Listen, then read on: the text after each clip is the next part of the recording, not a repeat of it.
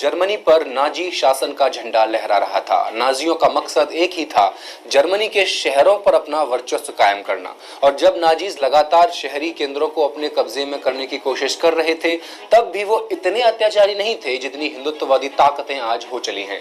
लेकिन जब वहां के गांव फासीवाद और नाजीज की विचारधारा के जाल में फंसने लगे, तो परिणाम बहुत क्रूर और भयावह हो गए।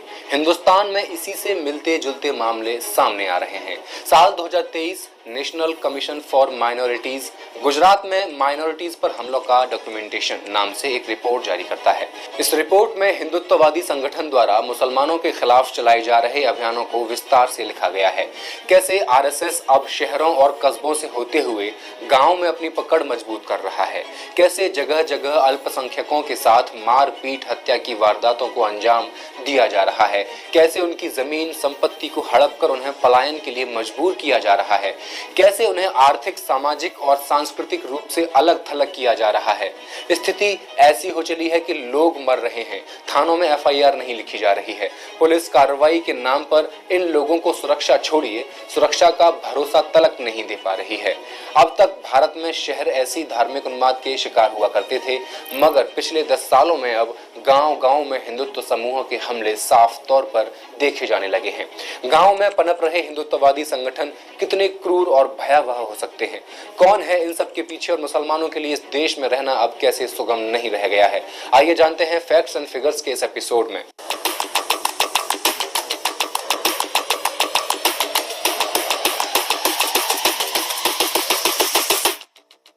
नमस्कार, मैं हेमंत और आप मॉलिटिक्स देख रहे हैं। इस साल की शुरुआत में क्रिसमस के एक हफ्ते के बाद 3 जनवरी को अहमदाबाद के कंकारिया तालाब के पास एक व्यक्ति सेंटा क्लॉज की भूमिका निभा रहा था। तभी कुछ लोग वहां इकट्ठा हुए और सेंटा की भूमिका निभा रहे व्यक्ति को बुरी तरह से पीटने लगे। सूत्रों ने बताया कि क्रिसमस हिंदू धर्म का पर्व नहीं था, इसलिए उसके साथ मारपीट की गई। गुजरात के गाँव में अब बजरंग दल जैसे हिंदुत्व समूहों के प्रत्यक्ष हमले देखने को मिल रहे हैं, जो एक नया घटनाक्रम है और यह एक गंभीर स्थिति का संकेत दे रहा है। आप अंदाजा लगाइए कि भागोर गांव में स्लॉटर हाउस के नाम पर आरएसएस और बजरंग दल के लोगों ने गांव पर हमला कर दिया और इस हमले में एक मुस्लिम महिला की मौत हो गई। सवाल यह है कि उस महिला से किसी के धर्म को क्या खतरा था। कच्छ के मुंद्रा तालुका में कट्टर हिंदुत्व की भीड़ इकट्ठा हुई, उसने वहां की स्थानीय मस्जिद को तोड़ दिया। क्यों? क्या इसका कोई जवाबदेही तय करेगा? क्या ऐसी घटनाओं का कोई विवरण भी रखा जा रहा है? क्या कोई एसआईटी गठित हो रही है जो मुसलमानों पर आम होते जा रहे हमलों का कोई हिसाब रखे और दोषियों को सजा दे? या फिर दोषियों को किसी का समर्थन प्राप्त है जो उन्हें आश्वस्त करता है कि किसी भी तरह से तुम्हें तो बचा ही लिया जाएगा? मुस्लिमों पर शारीरिक हमले पहले से तेजी से बढ़ रहे हैं, लेकिन ये राष्ट्रीय मुद्दा किसी को नजर नहीं आ रहा है। कितनी ही घटनाएं हैं। 7 मार्च 2023 को सुरेंद्रनगर के गांधी अस्पताल के अंदर दिन दहाड़े 7 लोगों ने एक मुस्लिम को सार्वजनिक रूप से पीट दिया। अहमदाबाद में एक मुस्लिम लड़के को जय श्री राम का नारा लगाने के लिए मजबूर किया गया और फिर भीड़ ने उसे बुरी तरह से पीट दिया, चाकू तक मार दिया। पब्लिक प्लेसेस पर मारपीट के अलावा ऐसी प्रशासनिक कार्रवाई शुरू की जा रही है जिनमें मुसलमानों के बिजनेस और उनकी संपत्तियों को निशाना बनाने के लिए कानूनी सहारा लिया जा रहा है। और सिर्फ बिजनेस और संपत्ति नहीं, उनके घरों, दुकानों, पूजा स्थलों का भी विध्वंस किया जा रहा है। सूरत में एक वाकया हुआ। एसएमसी यानी सूरत नगर निगम ने एक इलाका जहां मुस्लिम ज्यादा रहते हैं, इस इलाके के सामने 8 फीट की दीवार बना दी है। और वजह जानकर आप हैरान हो जाएंगे कि दीवार क्यों खड़ी की गई। ये इसलिए किया गया ताकि उनकी आर्थिक गतिविधियां पूरी तरह से ठप हो जाएं और वे पूरी तरह से घेटों में बंद हो जाएं, आवागमन ठप हो जाए। हाल ही में करवा चौथ से पहले ऐसे वीडियो वायरल हुए जिनमें युवक हिंदू स्त्रियों से कह रहा था कि वो किसी मुस्लिम से मेहंदी ना लगवाएं। आप लोगों को अपना धर्म प्यारा है, अपना त्योहार प्यारा है, इन जैसे लोगों के साथ लगा रहे हैं आप, इन जैसे लोगों के साथ लगा रहे हैं। हमारे उधर हिंदू भाई बहनें लगा रही है, उधर माता बहनें लगा रही है, उनसे लगाइए ना। हमारे समाज का जितना पूरा इन लोगों ने काम कर रखा है, आपको लोगों को दिखाई नहीं देता। त्योहार पहले से ज्यादा हिंसक हो चुके हैं, धार्मिक जुलूस पहले से ज्यादा हिंसक हो गए हैं। इन जुलूसों में लोगों के हाथों में तलवार लहरा रही होती है और उत्तेजनात्मक नारे लगाए जा रहे होते हैं और धीरे धीरे ये झड़पें पूरे हिंसक दंगों में तब्दील हो जाती हैं। नारेबाजी और तलवारबाजी के जवाब में जुलूसों पर पथराव करने का आरोप मुसलमानों पर लगा दिया जाता है और जेल में डाल दिया जाता है। इस रिपोर्ट में दर्ज है कि 28 फरवरी 2023 को कोर्ट ने 2007 से जेल में बंद 29 मुस्लिम आरोपियों को बरी किया था। इन सभी मुस्लिमों को शाहपुर में एक रथ यात्रा पर हमले के फर्जी मामले में फंसाया गया था। अभी हाल ही में एक घटना हुई बहराइच में। एक मासूम को हिंदुत्ववादियों ने पढ़ा चढ़ाकर धार्मिक उन्माद करने के लिए तैयार कर दिया। उन्होंने, जिनके खुद के बच्चे विदेशों में पढ़ लिख रहे हैं, सांसद विधायक बने बैठे हैं, बड़े बड़े बिजनेस कर रहे हैं और गरीब इनके लिए सियासी लड़ाई लड़ता फिर रहा है। ऐसा ही मामला हुआ था जब गणेश पूजा के दौरान बजरंग दल के नेतृत्व में एक बड़ी भीड़ इकट्ठी हुई और उसने मुस्लिम क्षेत्र में पत्थरबाजी की और एक विशेष क्षेत्र में कई मुस्लिमों की दुकानों को जला दिया। अमरेली में एबीवीपी के कार्यकर्ताओं और हिंदुत्व समूह के सदस्यों ने सेंट मैरी स्कूल में इसलिए हंगामा किया क्योंकि उन्होंने हिंदू देवी देवताओं की तस्वीरें नहीं लगाई थी। क्यों? सेंट मैरी स्कूल क्या हिंदू देवी देवताओं की तस्वीर लगाने के लिए बाध्य है? अब 9 मार्च 2023 को शब बारात के मौके पर एक घटना और हुई।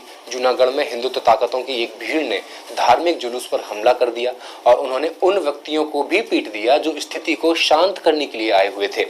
गुजरात के विभिन्न स्थानों पर हिंदुत्व ताकतों द्वारा कई बैठकें आयोजित की गईं और उन्होंने खुलेआम एक हाथ में माला और दूसरे हाथ में भाला लेने का आह्वान किया। इस सबका स्पष्ट उद्देश्य मुस्लिम समुदाय को भड़काना ही तो है ताकि वे प्रतिक्रिया दें और फिर हिंदू समुदाय में पहले से ही बदनाम मुस्लिमों की छवि को और बदतर किया जा सके। ये कोशिश है सांस्कृतिक विभाजन पैदा करने की। भारत के विभिन्न हिस्सों में विकसित सांस्कृतिक प्रथाएं जो गंगा जमुनी तहजीब के महान संगम का अद्भुत उदाहरण है, आरएसएस और अन्य फासीवादी संगठनों का प्रमुख निशाना बनी हुई है। ये संगठन हमेशा दो धार्मिक विश्वासों के बीच विभाजन की रेखाओं को और तेज करने की कोशिश करते हैं, या कह सकते हैं कि वे धार्मिक विश्वासों की इन्हीं दरारों पर अपना खेल खेलते हैं।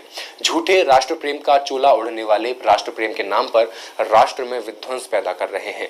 पिछले 10 सालों से देश में हिंदू मुस्लिम को तोड़ने वाले सांप्रदायिक राजनीति को आधार बनाकर न सिर्फ अल्पसंख्यक समुदाय को लगातार निशाने पर रखा गया, बल्कि अपना अधिकार मांगने वाले बहुसंख्यकों के शोर को आतंक का नाम देकर भारतीय लोकतंत्र से धर्मनिरपेक्षता, समाजवाद और लोकतंत्र की अवधारणा को लगभग बेकार की श्रेणी में डाल दिया गया है।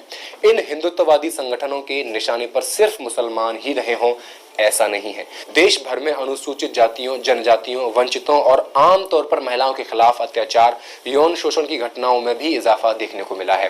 पहले सुप्रीम कोर्ट ने कहा एससी आरक्षण में सब क्लासिफिकेशन कर देना चाहिए, जिसका देश भर में काफी विरोध भी हुआ, लेकिन फिर भी हरियाणा में भाजपा सरकार बनते ही पहला निशाना उन्होंने एससी आरक्षण को बनाया है और एससी आरक्षण में सब क्लासिफिकेशन को लागू करने का ऐलान कर दिया है। शिक्षा, तर्क और ज्ञान विज्ञान के क्षेत्र में प्रगति की बजाय गाय, गोबर और गौमूत्र की महिमा को आम लोगों के द्वारा ही नहीं अपनाया जा रहा है, बल्कि बड़े बड़े एजुकेशनल इंस्टीट्यूट के प्रिंसिपल्स और साइंटिस्ट तक ने इसमें जमकर बढ़ावा दिया है। और इसका कारण है, क्या आपने कभी सोचा कि क्यों upper middle class, lower middle class, शिक्षक, डॉक्टर, वकील, ब्यूरोक्रेट्स का झुकाव दक्षिण पंथ की तरफ हो रहा है? इसका सिर्फ कारण एक है, पैसा, आर्थिक सुरक्षा। आर्थिक सुरक्षा हासिल करने के लिए ये लोग मोदी का गुणगान कर रहे हैं। इसके पीछे की वजह है नौकरी पर संकट। हर कोई अपनी नौकरी बचाना चाहता है। तो क्या हुआ, 4 बातें अगर सरकार की तारीफ में कर दी तो? अब मैं पूछना चाहता हूं, क्या बीजेपी के पास हिंदुत्व के अत्याचार के अलावा कोई और रास्ता नहीं बचा है? 9 अक्टूबर 2023 को विश्व हिंदू परिषद ने गुजरात में घोषणा की कि कोई भी लव जिहादी गरबा में प्रवेश नहीं कर सकता और उन्हें कैटरिंग का काम भी नहीं दिया जाना चाहिए। गरबा एक सांस्कृतिक नृत्य है जो भक्ति सूफी आंदोलन के माध्यम से विकसित हुआ है और वे इस नृत्य को धार्मिक आधार पर विभाजित करने की कोशिश कर रहे हैं।